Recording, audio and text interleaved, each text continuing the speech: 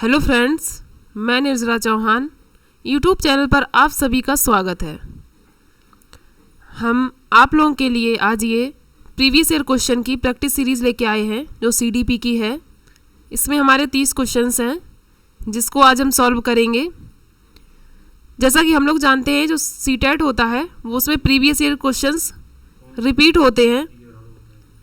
तो ये जो क्वेश्चंस हैं हमने एक प्रैक्टिस सीरीज कल सॉल्व की थी और आज ये 2019 का कर रहे हैं सॉल्व। तो आप लोगों को हमारी वीडियो कैसी लगती है कमेंट करके बताएं, लाइक करें, शेयर करें और चैनल को सब्सक्राइब करें, जिससे ये वीडियो ज़्यादा से ज़्यादा लोगों के पास पहुंच पाए और उन लोगों को इन क्वेश्चनों का फ़ायदा हो। तो हमारे सामने ये क्वेश्चन है पहला, निम्नलिखित संरचनाओं में से शिक्षा का अधिकार अधिनियम 2009 किसकी वकालत करता है?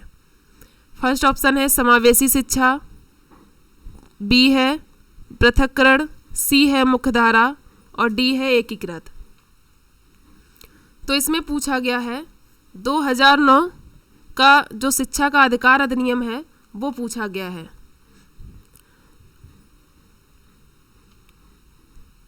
तो इसका जो ऑप्शन समावेशी शिक्षा, पृथक्करण, मुख्यधारा शिक्षण और एकीकृत है, तो इसका जो ऑप्शन है वो जैसा कि हम लोग जानते हैं कि 2009 की शिक्षा के अधिकार अधिनियम में समावेशी शिक्षा के बारे में बात कही गई है। तो इसमें हमारा फर्स्ट ऑप्शन सही हो जाएगा, समावेशी शिक्षा। फिर है हमारा, और इसमें क्या है, पृथक्करण की तो बात नहीं करता है, ना ही एकीकृत शिक्षा और ना ही मुख्यधारा शिक्षण की बात करता है, तो इसलिए समावेशी शिक्षा सही हो जाएगा। फिर दूसरा क्वेश्चन है कि ... यह विचारधारा है कि सभी बच्चों को एक नियमित विद्यालय व्यवस्था में समान शिक्षा प्राप्त करने का अधिकार हो, कि सभी बच्चों को विद्यालय में व्यवस्था में समान शिक्षा प्राप्त करने का अधिकार हो। ये कहा गया है कौन सी शिक्षा में? मुख्यधारा शिक्षा या विशेष शिक्षा या बहुल सांस्कृतिक शिक्षा या डी है समावेशी शिक्षा। तो इसमें भी हमारा ऑप्शन क्या हो जाएगा? डी, समावेशी शिक्षा में सभी को समान अधिकार देने की, समान शिक्षा देने की बात कही गई है। फिर थर्ड क्वेश्चन है, एक शिक्षक को चाहिए कि, इसमें ऑप्शन दिए गए हैं, एक शिक्षक को क्या चाहिए कि वह विशेष संस्कृतियों समुदाय के बच्चों को बढ़ावा दे।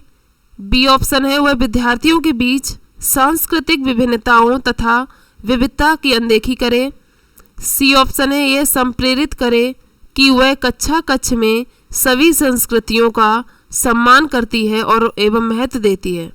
डी है वह विद्यार्थियों के बीच तुलना को अधिकतम करे। तो इसमें से कौन सा ऑप्शन सही होगा? तो इसमें से ऑप्शन जो है कि विशेष संस्कृति और समुदायों को हमें बढ़ावा नहीं देना है, सभी को समान समझना है, तो ये ऑप्शन हमारा गलत हो जाएगा। फिर है वह विद्यार्थियों के बीच सांस्कृतिक विभिन्नताओं और विविधताओं की अनदेखी करे, ये भी गलत रहेगा।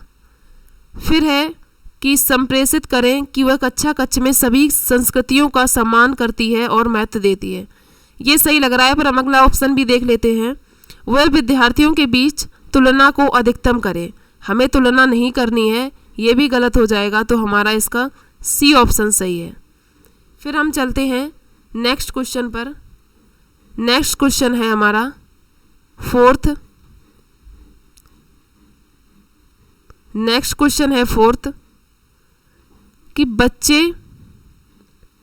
बच्चे जो हैं प्रभावी रूप से सीखते हैं जब, ए ऑप्शन है वे पाठ्य पुस्तक में दिए गए तथ्यों को याद करते हैं, या वे श्याम पट पर अध्यापक के द्वारा लिखे गए उत्तरों की नकल करते हैं।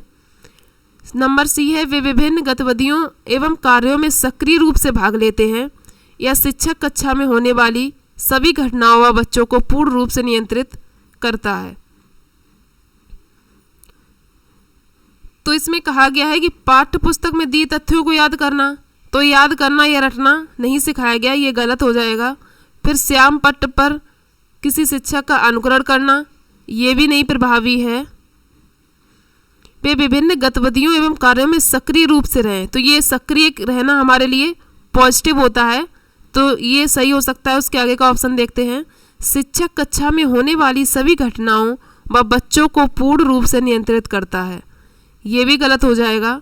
हमारा जो है सी ऑप्शन सबसे बेहतर है, क्योंकि इसमें सक्रिय रूप से बच्चे रह रहे हैं, तो सी ऑप्शन सही हो जाएगा। उसके बाद में हमारा नेक्स्ट क्वेश्चन है, बच्चों को कक्षा में प्रश्न पूछने के लिए हतोत्साहित करना चाहिए, पूछने की अनुमति नहीं देनी चाहिए। नंबर सी है, ऑप्शन सी है, पूछने से रोकना चाहिए, या ऑप्शन डी, पूछने के लिए प्रेरित करना चाहिए। तो हतोत्साहित तो नहीं करना चाहिए हमें, तो ये ऑप्शन हमारा ए गलत हो जाएगा। फिर अनुमति नहीं देनी चाहिए, ये भी गलत हो जाएगा। पूछने से रोकना चाहिए, ये भी गलत हो जाएगा। हमारा डी ऑप्शन सही होगा कि पूछने के लिए प्रेरित करना चाहिए। हमारा नेक्स्ट क्वेश्चन पे आते हैं, नंबर 6 है। नंबर 6 में कहा गया है कि निम्नलिखित में से कौन सी एक मुख्य प्रक्रिया नहीं है जिसके द्वारा सार्थक अधिगम घटित होता है। इसमें कहा गया है निम्नलिखित में से कौन सी एक मुख्य प्रक्रिया नहीं है जिसके द्वारा सार्थक अधिगम घटित होता है। तो पुनरावृत्ति एवं अभ्यास, नंबर ऑप्शन बी है निर्देश एवं संचालन, ऑप्शन सी अन्वेषण एवं पारस्परिक क्रिया, और ऑप्शन डी है कंठस्थीकरण एवं स्मरण। तो इसमें कहा गया है कि पुनरावृत्ति या अभ्यास, तो बार बार अभ्यास या उसको दोहराना ये पॉजिटिव नहीं है, ये गलत माना जाता है। फिर है निर्देश एवं संचालन, ये भी नहीं होगा। फिर अन्वेषण और पारस्परिक क्रिया, इसमें कहा गया है कि प्रक्रिया नहीं है, तो पुनरावृत्ति एवं अभ्यास ये नहीं होगा, निर्देश एवं संचालन नहीं होगा, अन्वेषण और पारस्परिक क्रिया नहीं होगा, क्योंकि इसमें नहीं पूछा गया है। क्योंकि इसमें पूछा गया है कौन सा नहीं है, ये तीनों हमारे हैं, ये तीनों क्या हैं, हैं, तो ये वाला नहीं होगा, तो इसलिए हमारा डी ऑप्शन सही हो जाएगा। इसको नहीं वाले क्वेश्चन को हमें ध्यान से पढ़ना चाहिए। निम्नलिखित में से कौन सी एक मुख्य प्रक्रिया नहीं है पूछा गया है जिसके द्वारा सार्थक अधिगम घटित होता है। सार्थक अधिगम किसके द्वारा घटित होता है, तो वो हमें पूछना है, वो पूछा गया है हमसे, और इसमें नहीं होता है पूछा गया है। तो इसमें क्या होगा कि जो पुनरावृत्ति और अभ्यास है ये तो होता है सार्थक अधिगम के लिए। फिर निर्देश एवं संचालन है, ये भी होता है। अन्वेषण और पारस्परिक क्रिया भी होता है, लेकिन हमारा ये नहीं होता है, तो हमसे नहीं पूछा गया, इसलिए हमारा जो डी ऑप्शन है, ये डी ऑप्शन हमारा सही हो जाएगा। फिर हम चलते हैं नेक्स्ट क्वेश्चन पर। नेक्स्ट क्वेश्चन है हमारा कि निम्नलिखित में से कौन सा स्तंभ का के बच्चों को स्तंभ खा में उनकी प्राथमिक विशेषताओं के सही मिलान को प्रस्तुत करता है। हमें स्तंभ का को देखना है और खा को देखना है और उनकी प्रक्रिया से मिलान करना है। तो कहा गया है प्रतिभाशाली के लिए कौन सा ऑप्शन होगा, तो इसमें शीघ्रता एवं स्वतंत्र रूप से सीखने की योग्यता, ये प्रतिभाशाली बच्चों में होती है, तो ए का 4th इसमें ए नंबर में दिया गया है। फिर है अधिगम कैसा होना चाहिए, धारा प्रवाह पढ़ने में कमी है। अधिगम क्या है, धारा प्रवाह पढ़ने में कमी है, बी। फिर सी सृजनात्मकता क्या है, मूल साधनों के बारे में सोच सकता है, तो ये भी हमारा सही है, बी, ये सी का दूसरा नंबर होगा। फिर डी है अवधान में कमी, अति सक्रियता व्यतिक्रम, ADHD जिसे बोलते हैं। तो इसमें क्या होता है, आसानी से विचलित होने की आदत होती है, मतलब किसी भी चीज़ में विचलित हो जाना, उसके बारे में मतलब तुरंत परेशान हो जाना, ये होता है ADHD में। तो इसमें कौन सा ऑप्शन हमारा सही हो जाएगा, इसमें ए का 4th है और सी का 2nd है, ये वाला है, और डी का 3rd है, तो इसमें हमारा ए ऑप्शन सही हो जाएगा। अब हम चलते हैं नेक्स्ट क्वेश्चन पर। नेक्स्ट क्वेश्चन है हमारा कि बच्चों की गलतियाँ, जो बच्चों की गलतियाँ हैं, बच्चों की गलतियाँ, ऑप्शन ए बार बार अभ्यास करने के लिए कहकर तुरंत सुधार देनी चाहिए। ऑप्शन बी है अधिगम का एक भाग है तथा उनके विचारों में एक अंतर्दृष्टि देती है। ऑप्शन सी है शिक्षण अधिगम प्रक्रिया में महत्वहीन है, या ऑप्शन डी है प्रदर्शित करती है कि बच्चे कितने लापरवाह हैं। तो इसमें क्या होगा कि बार बार अभ्यास करके कहकर तुरंत सुधार लेनी चाहिए, ये नहीं होगा। बच्चों की गलतियाँ ये नहीं मानी जाती हैं। अधिगम का एक भाग है तथा उनके विचारों में एक अंतर्दृष्टि है, उनके विचार पता चलते हैं, इसमें ये कहा गया है। ये ऑप्शन हमारा सही हो सकता है क्योंकि आगे हम देख सकते हैं कि इससे बेहतर ऑप्शन तो नहीं है। शिक्षण अधिगम प्रक्रिया में महत्वहीन है, ये महत्वपूर्ण होती हैं गलतियाँ भी, तो महत्वहीन नहीं है, ये गलत हो जाएगा। और लापरवाही नहीं प्रदर्शित करती हैं, ये भी गलत हो जाएगा। तो हमारा जो बी ऑप्शन है ये सही हो जाएगा। गलतियों से ये पता चलता है कि वो क्या सोचते हैं। हमारा नेक्स्ट क्वेश्चन है नंबर 9 है, क्वेश्चन 9 है कि मूल्यांकन को ... ऑप्शन ए है शिक्षण अधिगम प्रक्रिया का एक भाग होना चाहिए। मूल्यांकन को क्या होना चाहिए? शिक्षण अधिगम प्रक्रिया का एक भाग होना चाहिए। या ऑप्शन बी केवल नंबरों के संदर्भ में करना चाहिए। या ऑप्शन सी वस्तुनिष्ठ प्रकार के लिखित कार्यों पर आधारित होना चाहिए। या ऑप्शन डी है एक अलग गतिविधि के रूप में लेना चाहिए। तो 9 का होगा शिक्षण अधिगम प्रक्रिया का एक भाग होना चाहिए, ये बात सही है, लेकिन आगे ऑप्शन हम पहले देखते हैं, उसके बाद में आएंगे इस पर। केवल नंबरों के संदर्भ में, केवल नंबरों से मतलब होना, ये तो गलत बात है। फिर वस्तुनिष्ठ प्रकार के लिखित कार्यों पर आधारित होना चाहिए, ये भी नहीं होगा। एक अलग गतिविधि के रूप में होना चाहिए, अलग गतिविधि नहीं होनी चाहिए, उससे बच्चों को डर उत्पन्न होता है। इसलिए मूल्यांकन को शिक्षण अधिगम प्रक्रिया का एक भाग होना चाहिए, जिससे कि बच्चों को पता भी ना चले और उनका मूल्यांकन हो जाए। तो इसका ऑप्शन ए सही होगा। फिर हम चलते हैं नेक्स्ट क्वेश्चन पर। नेक्स्ट क्वेश्चन है हमारा 10 है संरचनात्मक दृष्टिकोण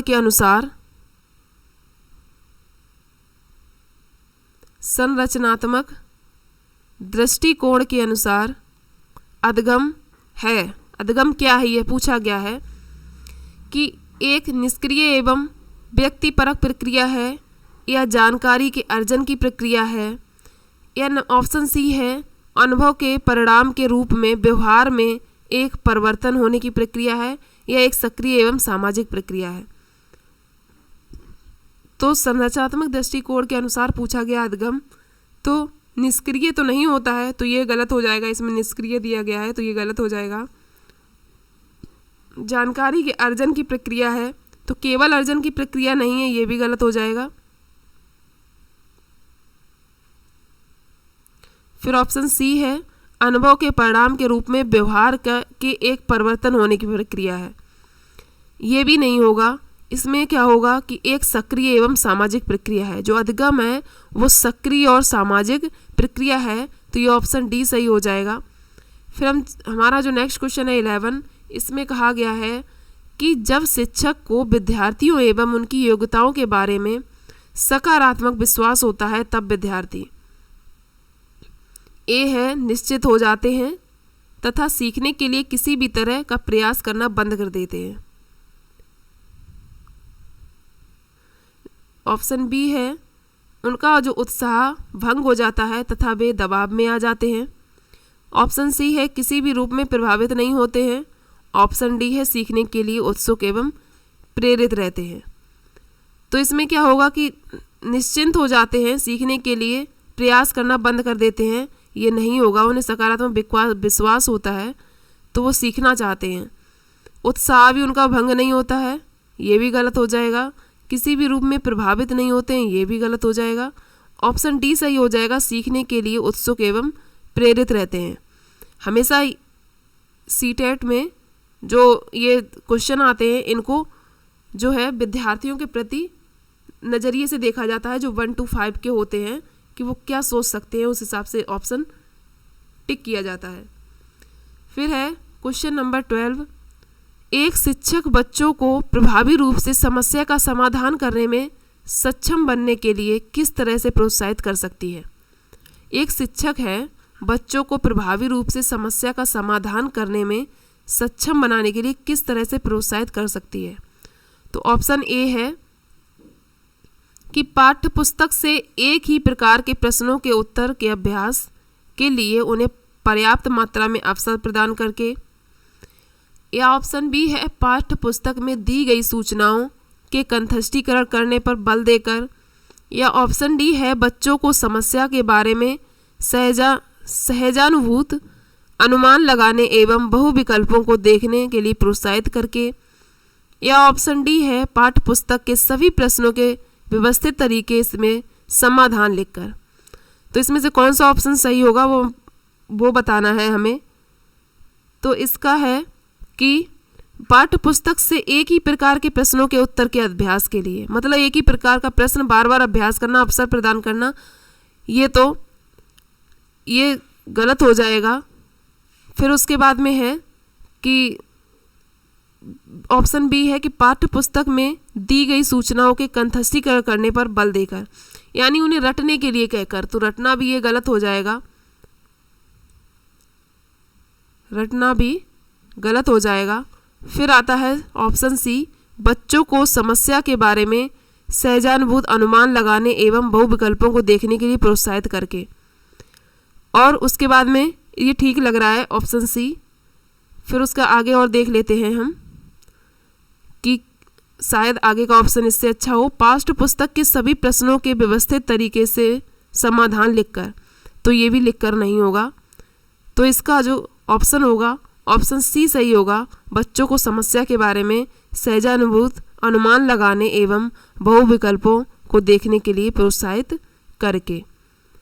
तो ये हमारा सी ऑप्शन सही है 12 का। अब हम नेक्स्ट क्वेश्चन देखते हैं। 13 है, वह विधियों जिनके प्रयोग में विद्यार्थियों की स्वयं पहल व प्रयास शामिल है, निम्न में से किसका उदाहरण है? जिसमें विद्यार्थी खुद स्वयं से पहल करते हैं, स्वयं सीखते हैं, प्रयास करते हैं, वो कौन सा उदाहरण है? तो इसमें ऑप्शन ए दिया गया है निगमनात्मक विधि, बी दिया गया है अधिगमकर्ता केंद्रित विधि, और ऑप्शन सी दिया गया है परंपरागत विधि, ऑप्शन डी दिया गया है अंतर्वैयक्तिक बुद्धि। सॉरी। तो इसमें कहा गया है कि बच्चे स्वयं कार्य करके सीखते हैं, तो इसमें जो है निगमनात्मक विधि नहीं होगी, ना ही परंपरागत विधि होगी। तो इसमें क्या है, अधिगमकर्ता मतलब बालक केंद्रित या विद्यार्थी केंद्रित जो विधि होती है वो सक्रिय मानी जाती है, और अंतर्वैयक्तिक बुद्धि इसमें कोई यूज़ नहीं है। तो हमारा 13 का जो बी ऑप्शन है अधिगमकर्ता केंद्रित विधि, वो ऑप्शन सही हो जाएगा। फिर हमारा नेक्स्ट क्वेश्चन है 14। तो नीचे लिखी हुई स्थिति किस सिद्धांत को दर्शाती है? नीचे जो स्थिति दी गई है वो किस सिद्धांत को दर्शाती है, इसके बारे में बताया गया है कि जो विद्यार्थी अच्छा प्रदर्शन नहीं कर पाते हैं वे महसूस करते हैं कि वे पर्याप्त रूप से अच्छे नहीं हैं और हतोत्साहित महसूस करते हैं। तब उनमें बिना प्रयास के कार्य को आसानी से छोड़ देने की संभावना है। ये संज्ञान, ऑप्शन ए संज्ञान एवं संवेग संबंधित नहीं है, ऑप्शन बी आनुवंशिकता एवं पर्यावरण अलग नहीं है, ऑप्शन सी आनुवंशिकता एवं पर्यावरण संबंधित नहीं है, ऑप्शन डी संज्ञान एवं संवेग अलग नहीं है। तो इसमें यह बताया गया कि जो विद्यार्थी है वो अच्छा प्रदर्शन नहीं कर पाते हैं तो महसूस करते हैं कि वे अच्छे नहीं हैं, हतोत्साहित महसूस करते हैं खुद को, तो बिना प्रयास के कार्य को आसानी से वो छोड़ देने की संभावना रहती है। तो इसमें कौन सा ऑप्शन सही होगा कि संज्ञान और संवेग हमारा संबंधित नहीं है? तो संज्ञान और संवेग हमारा संबंधित नहीं है, गलत हो जाएगा, क्योंकि उसके संवेग हतोत्साहित हुए हैं तो संज्ञान से, तो ये संबंधित नहीं है, ये गलत हो जाएगा। आनुवंशिकता और पर्यावरण का, इसमें आनुवंशिकता का कोई कारण नहीं है। फिर होगा आनुवंशिकता एवं पर्यावरण संबंधित नहीं है, आनुवंशिकता एवं पर्यावरण अलग नहीं है, और आनुवंशिकता एवं पर्यावरण संबंधित नहीं है, ये भी गलत हो जाएगा। फिर संज्ञान एवं संवेग अलग नहीं है, ये ऑप्शन हमारा डी सही हो जाएगा, क्योंकि संज्ञान संवेग से संबंधित है, तो इस वजह से इसमें ऑप्शन डी सही हो जाएगा। इसमें कहा गया अलग नहीं है, तो ये अलग नहीं है, तो 14 का हमारा जो डी ऑप्शन है वो सही हो जाएगा। अब हम चलते हैं नेक्स्ट क्वेश्चन पर। नेक्स्ट क्वेश्चन है हमारा 15 है नेक्स्ट क्वेश्चन। तो 15 में कहा गया है कि निम्नलिखित में से कौन प्राथमिक समाजीकरण माध्यम है। कल का जो हमने प्रैक्टिस सेट सॉल्व किया था उसमें भी ये क्वेश्चन हम लोगों से पूछा गया था कि प्राथमिक समाजीकरण के माध्यम कौन है, और ये 2019 का है, इसमें भी हमसे पूछा गया है। तो ये क्वेश्चन हर सीटेट के एग्ज़ाम में पूछा जाता है, निम्नलिखित में से कौन प्राथमिक समाजीकरण माध्यम है। तो हमने आप लोगों को बताया था कि जो प्राइमरी सोशलाइजेशन है, प्राथमिक समाजीकरण है, उसमें फैमिली परिवार आता है, और जो सेकेंडरी सोशलाइजेशन है यानी गौर समाजीकरण है, उसमें हमारा स्कूल आता है, विद्यालय आता है। तो इसमें प्राथमिक समाजीकरण के बारे में पूछा गया है, तो ये हमारा परिवार हो जाएगा, विद्यालय हमारा सेकेंडरी है तो ये नहीं होगा, मीडिया भी नहीं होगा, और सरकार ये भी नहीं होगा। तो हमारा प्राथमिक समाजीकरण परिवार है, या कभी कभी डबल ऑप्शन दे देते हैं, परिवार एवं स्कूल, और स्कूल एवं मीडिया अगर दे दें तो परिवार एवं स्कूल पर हम लगाएंगे। जिसके साथ में परिवार होता है वो हमारा प्राथमिक समाजीकरण में आता है, और विद्यालय कभी भी प्राइमरी में नहीं आएगा, और फैमिली कभी भी सेकेंडरी में नहीं आएगा।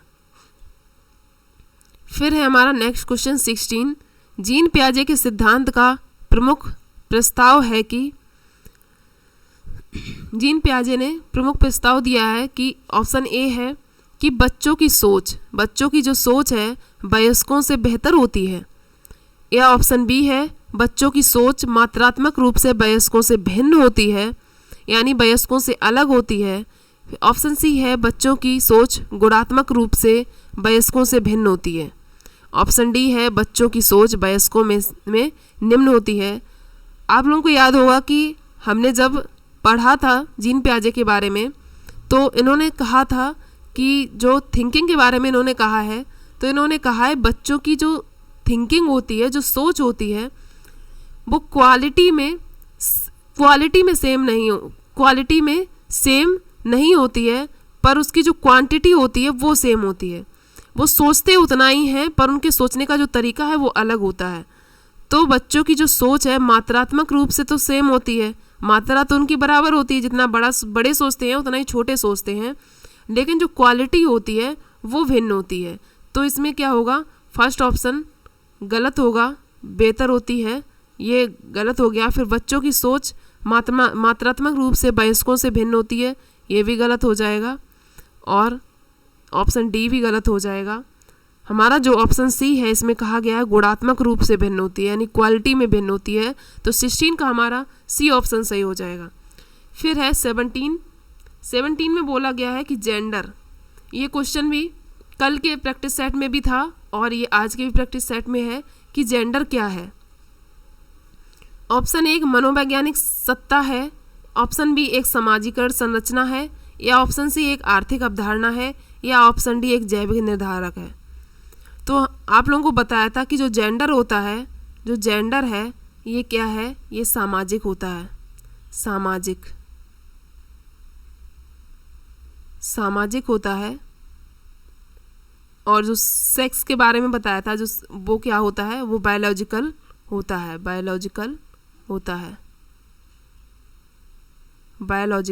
है। तो इसमें क्या पूछा गया, जेंडर के बारे में पूछा गया है, तो इसमें मनोवैज्ञानिक सत्ता ये भी नहीं होगा, आर्थिक अवधारणा ये भी नहीं होगा, एक जैविक निर्धारक ये भी नहीं होगा। ऑप्शन बी एक सामाजिक संरचना है, तो ये ऑप्शन बी सही हो जाएगा। तो हमारा 17 का ऑप्शन बी सही है। हम नेक्स्ट क्वेश्चन पर चलते हैं। नेक्स्ट क्वेश्चन दिया गया है, निम्नलिखित में से कौन विकास के व्यापक आयामों की सही पहचान करता है। तो विकास के आयाम इसमें दिए गए सही पहचान के लिए, तो इसका क्रम जो रहता है, इसका क्रम है आपको याद करना पड़ेगा, शारीरिक, संज्ञानात्मक, सामाजिक और संवेगात्मक। ये जो ऑप्शन है ये 4 ये सही है। शारीरिक आता है, उसमें संज्ञानात्मक आता है, सामाजिक आता है और संवेगात्मक आता है। और ऊपर के ये हैं, ये जो दिए गए ये सब नहीं आते हैं। जो आयाम को जो सही पहचान करता है विकास की, वो शारीरिक, संज्ञानात्मक, सामाजिक और संवेगात्मक है। तो 18 का हमारा ऑप्शन डी सही है। अब हम नेक्स्ट क्वेश्चन पर चलते हैं। नेक्स्ट क्वेश्चन है हमारा, नेक्स्ट क्वेश्चन है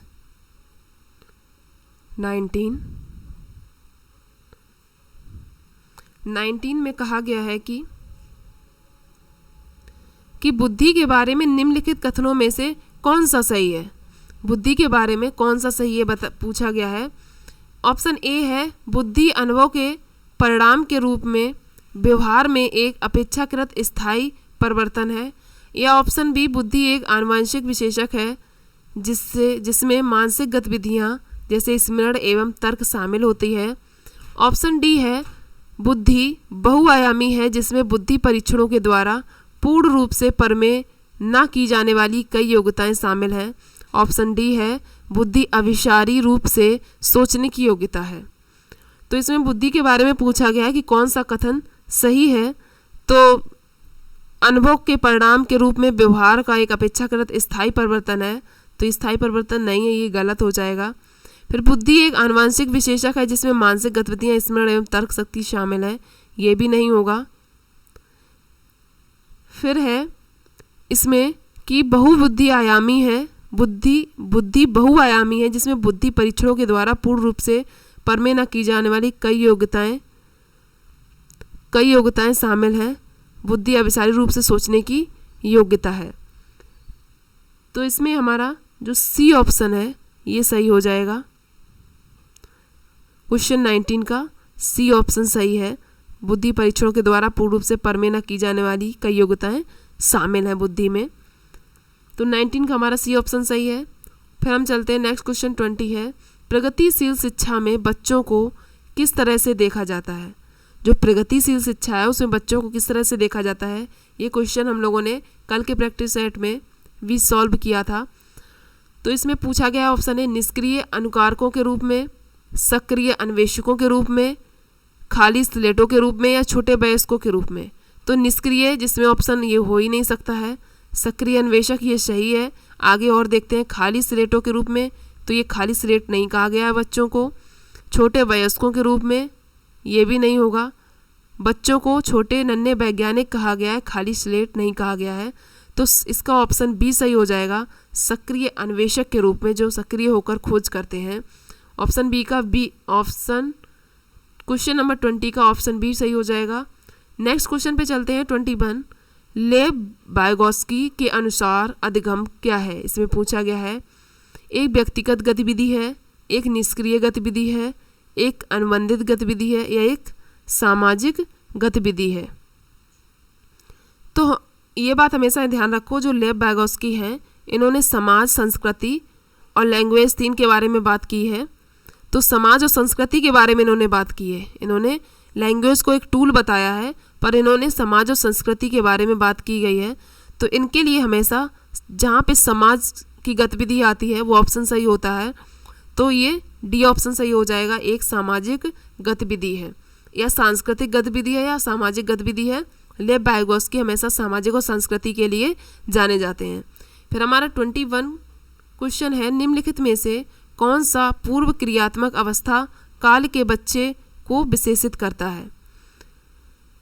तो इसमें है कि जो पूर्व संक्रियात्मक अवस्था है, एक हमारी गत्यात्मक अवस्था है, फिर पूर्व संक्रियात्मक है, संक्रियात्मक है, यानी 0 से 2, 2 से 6 वर्ष की ये जो अवस्था है, 2 से 6 की वर्ष की अवस्था है, इसमें बच्चे विशेषित करते हैं, यानी लक्ष्य निर्देशित व्यवहार करते हैं, विचलित अनुकरण करते हैं, या विचारों की अनुत्क्रमणीयता होती है, या वर्तुल प्रक्रिया होती है। तो इसमें लक्ष्य निर्देशित व्यवहार नहीं होगा, विलंबित अनुकरण नहीं होगा क्योंकि ये बच्चों में नहीं, और वर्तुल प्रक्रिया नहीं होगी। इसमें क्या विचारों की अनुत्क्रमणीयता कहा गया है, जिसे इरिवर्सिबिलिटी बोलते हैं। रिवर्सिबिलिटी नहीं होती है इनमें। क्या होता है, रिवर्स जो विलिटी है यानी पलटने की क्षमता, कोई चीज़ सीधे फिर उल्टे सोचना, रिवर्सिबिलिटी नहीं होती है, रिवर्सिबिलिटी नहीं होती है इनमें। तो विचारों की अनुत्क्रमणीयता अनुत्क्रमणीयता इन पूर्व संक्रियात्मक में होती है, तो हमारा 22 का सी ऑप्शन सही हो जाएगा। अब हम हमारे नेक्स्ट क्वेश्चन पे चलते हैं, जो कि नेक्स्ट क्वेश्चन है 23 में कहा गया है कि बच्चों और उनके अधिगम के संदर्भ में निम्नलिखित कथनों में से कौन सा सही है। बच्चे और अधिगम के संदर्भ में निम्नलिखित कथनों में से कौन सा सही है। बच्चों को सीखने के लिए अभिप्रेरणा तथा सीखने के लिए उनकी सक्षमता केवल आनुवंशिकता के द्वारा पूर्व निर्धारित है। ऑप्शन बी है बच्चों की सामाजिक आर्थिक पृष्ठभूमि उनकी प्रेरणा एवं अधिगम सक्षमता को निर्धारित व सीमित करती है। ऑप्शन सी है बच्चों को अधिगम हेतु प्रेरित करने के लिए उन्हें पुरस्कृत एवं दंडित करना होता है। ऑप्शन डी है सभी बच्चे सीखने के लिए स्वाभाविक रूप से प्रेरित होते हैं तथा सीखने में सक्षम होते हैं। तो इसका जो ऑप्शन है कौन सा सही होगा कि बच्चों को सीखने के लिए प्रेरणा तथा सीखने के लिए उनकी सक्षमता पूरी आनुवंशिकता पर निर्धारित नहीं होती है, तो ये ऑप्शन हमारा गलत हो जाएगा। फिर है बच्चों की सामाजिक आर्थिक पृष्ठभूमि उनकी प्रेरणा एवं अधिगम सक्षमता को निर्धारित एवं सीमित करती है, ये भी ऑप्शन नहीं होगा, सीमित नहीं करती है। बच्चों को अधिगम हेतु प्रेरित करने के लिए उन्हें पुरस्कृत एवं दंडित करना होता है, दंडित नहीं किया जाता है। फिर ऑप्शन डी बचा है हमारा कि सभी बच्चे सीखने के लिए स्वाभाविक रूप से प्रेरित होते हैं तथा सीखने में सक्षम होते हैं। वो स्वाभाविक ही सीखने के लिए प्रेरित और सक्षम होते हैं, तो ये हमारा ऑप्शन डी सही हो जाएगा। 23 का ऑप्शन डी सही है। अब हम इसके बाद में नेक्स्ट क्वेश्चन पर चलते हैं। नेक्स्ट क्वेश्चन है हमारा 24 में कहा गया है कि बालक विकास की दर में व्यक्तिगत विविधताएं होती हैं, फिर भी चालक विकास का क्रम ... से ... तक है। तो इसमें क्या कहा गया है कि जो बालक का विकास की जो दर है, व्यक्तिगत विविधताएं होती हैं, फिर भी चालक विकास का जो क्रम है वो ... से ... होता है। यानी विकास सबका एक तरह से नहीं होता है, फिर भी इसमें कहा गया है कि विकास का एक क्रम होता है। तो अधोगामी या शीर्षगामी, ऑप्शन बी अपरिष्कृत यानी स्थूल चालक विकास, फिर परिष्कृत सूक्ष्म चालक विकास। ऑप्शन सी है परिष्कृत सूक्ष्म चालक विकास या अपरिष्कृत स्थूल चालक विकास, या ऑप्शन डी है शीर्षगामी या अधोगामी। तो 24 में कहा गया अधोगामी शीर्षगामी नहीं होगा विकास, फिर भी चालक विकास का क्रम ... से ... चलता है, ये नहीं होगा। जो स्थूल से सूक्ष्म चलता है विकास, ये कहा गया है कि स्थूल से सूक्ष्म चलता है। पहले हमारी जो होती हैं जो हमारी बड़ी मांसपेशियां होती हैं वो पहले विकास होती हैं, उनका पहले विकास होता है। जैसे कि कल ही देखा था कि जो मतलब कि पहले बड़ी चीज़ों पर कंट्रोल करना, अपने हाथों से पकड़ना, फिर छोटी चीज़ों को धीमे धीमे करना, तो स्थूल से सूक्ष्म की ओर चलता है, ये सही है। आगे देखते हैं सूक्ष्म से स्थूल, ये नहीं होगा, या शीर्षगामी अधोगामी, ये भी नहीं होगा। तो ये हो जाएगा स्थूल से सूक्ष्म की ओर चलता है जो विकास होता है। फिर हम 24 का बी ऑप्शन सही हो जाएगा। स्थूल से सूक्ष्म, पहले जो बड़ी मांसपेशियां काम करती हैं उसके बाद में छोटी मांसपेशियां करती हैं, यानी कि ब्रॉड टू फाइन जाता है, फाइन मोटर स्किल्स। और ये जो बड़ी मांसपेशियां होती हैं ये, और छोटी मांसपेशियां बाद में काम करती हैं। जैसे कि लिखना है ये हम बाद में सीखते हैं, और कोई चीज़ उठाना पकड़ना पहले सीख लेते हैं। तो स्थूल से सूक्ष्म की ओर जाता है। फिर है 25 क्वेश्चन, नेक्स्ट क्वेश्चन है, इसमें कहा गया है वह अवधि जो वयस्कता के संक्रमण की पहल करती है उसे क्या कहते हैं। इसमें कहा गया है कि जो जब हमें वयस्कता आती है तो उसमें कौन पहल करता है। बाल्यावस्था के बाद तो आती नहीं है, तो ये गलत हो जाएगा हमारा। ना ही बाल्यावस्था की समाप्ति पर आती है, ना ही पूर्व क्रियात्मक अवधि पर आती है। जब किशोरावस्था समाप्त होता है तब हमें वयस्कता आती है, तो किशोरावस्था इसका ऑप्शन सही हो जाएगा, ऑप्शन डी। 25 का ऑप्शन डी सही है। किशोरावस्था अब हमारे नेक्स्ट क्वेश्चन पर चलते हैं। नेक्स्ट क्वेश्चन है हमारा 26। इसमें कहा गया है कि जो जीन पियाजे के अनुसार बच्चे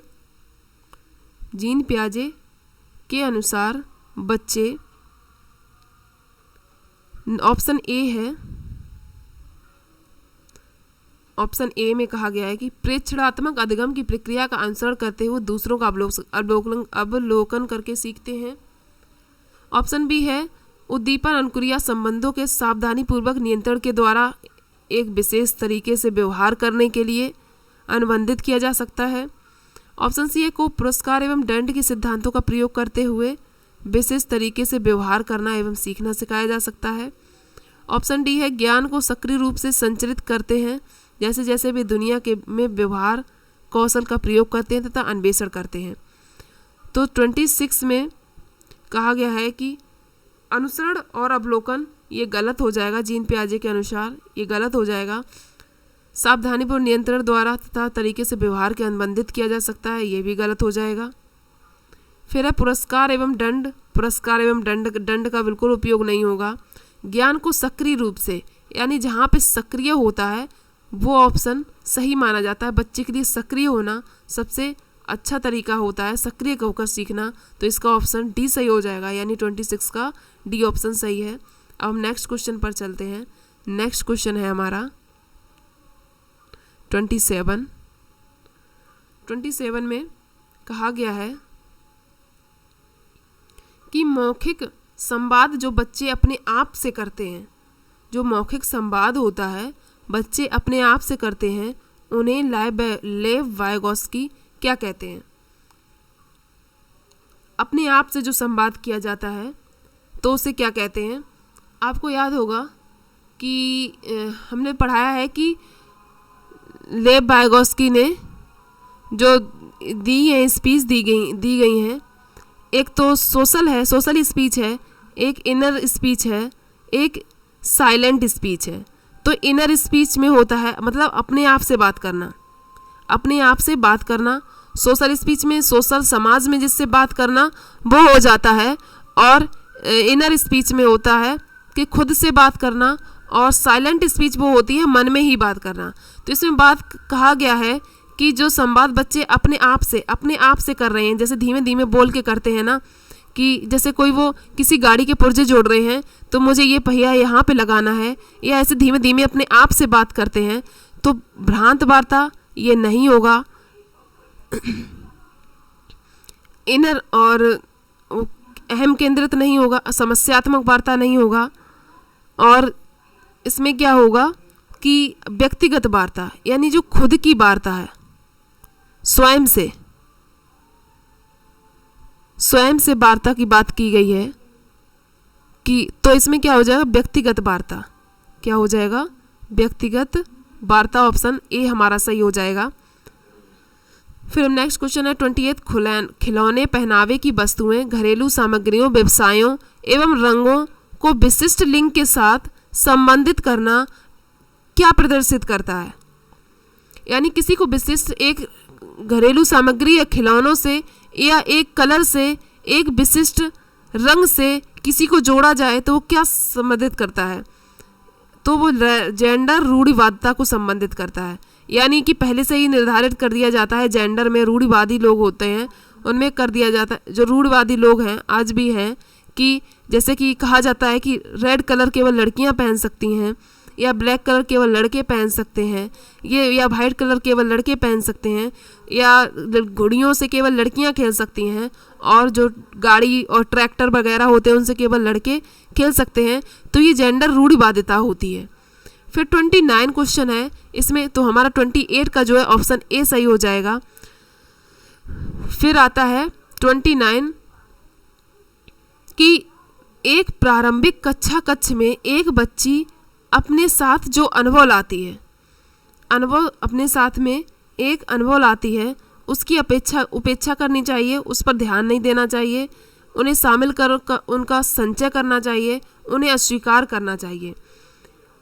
तो इसमें क्या होगा कि जो उसकी उपेक्षा तो नहीं करनी चाहिए, यानी उसे नकारा नहीं जा सकता, ध्यान ना दो ये भी नहीं होगा, अस्वीकार भी नहीं करना चाहिए, उन्हें शामिल कर उसका संचय करना चाहिए। तो यानी 29 का जो ऑप्शन हमारा है वो सी सही हो जाएगा। हमारा लास्ट क्वेश्चन है और नेक्स्ट क्वेश्चन है 30 के बारे में कहा गया है कि एक बच्चा तर्क प्रस्तुत करता है कि हिंज को दवाई की चोरी नहीं करनी चाहिए। वह दवाई जो उसकी पत्नी की जान बचाने के लिए ज़रूरी है, क्योंकि यदि वह ऐसा करता है तो उसे पकड़ा जाएगा और जेल भेज दिया जाएगा। कोलबर्ग के अनुसार वह बच्चा नैतिक समझ की किस अवस्था के अंतर्गत आता है। तो उसमें क्या कहा गया है, जो हम लोगों ने कि जो हिंज के बारे में, जो नैतिक दुविधा के बारे में पढ़ा था, उसमें अवस्थाएं थीं कि परंपरागत, पूर्व परंपरागत, उत्तर परंपरागत,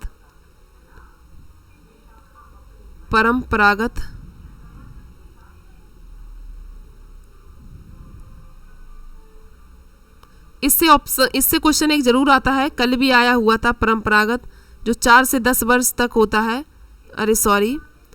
4 से 10 तक होता है। फिर पूर्व परंपरागत होता है जिसकी 10 से 13 वर्ष की एज होती है, जिसमें होती है। फिर उत्तर परंपरागत होता है, कोलबर्ग के द्वारा जो दिया गया है। फिर 13 से ऊपर होता है, 13 से अबव में होता है। तो 13 से ऊपर की एज होती है। तो इसमें दो ये 3 क्या है, स्टेज है, और इसमें 2 लेवल दिए गए हैं। तो उसमें इसमें क्या कहा गया, हिंज की अगर वो दवाई लेने नहीं जाता है, अगर चोरी नहीं करता है, तो उसकी पत्नी मर जाएगी। अगर वो लेने जाता है तो वो चोरी करता है। इसे सामाजिक क्रम नियंत्रक अभिन्यास, ये गलत हो जाएगा। फिर दंड एवं आज्ञा पालन अभिन्यास, नैतिक सिद्धांत इसमें नहीं होगा, क्योंकि वो चोरी कर रहा है, और ये भी गलत हो जाएगा। तो वो क्या सोच रहा है, क्योंकि यदि ऐसा करता है तो उसे पकड़ा जाएगा। जो उसकी पत्नी की जान बचाने के लिए है, उसे लगता है कि चोरी नहीं करनी चाहिए, क्योंकि उसे पुलिस पकड़ ले जाएगी। तो वो दंड एवं आज्ञा पालन का अभिन्यास कर रहा है। वो दंड और आज्ञा पालन से बचना चाह रहा है। भले उसकी मतलब कि जो हिंज की जो पत्नी है वो मर जाए, उसे लग रहा है कि उसे जेल ना हो, तो वो किसका पालन करना है, दंड एवं आज्ञा पालन अभिन्यास का पालन कर रहा है। ये क्वेश्चन की जो थ्योरी है, जो आप लोग वीडियो से पढ़ लें, आप लोगों को अच्छे से समझ में आ जाएगा। हमने यहाँ पे समझाया तो हो सकता है आप लोगों को थोड़ा कम समझ में आए, क्योंकि यहाँ पे जगह भी नहीं है इतनी। तो आप लोग वो थ्योरी देख लें, आप लोगों को अच्छे से समझ में आ जाएगा। फिर आप लोगों को अगर नहीं भी समझ में आता है, आप लोग कमेंट करके बताएं, तो फिर मैं अलग से एक वीडियो बनाकर आप लोगों को बता दूंगी। आप लोग कमेंट करके बताएं हमारी वीडियो कैसी लगी।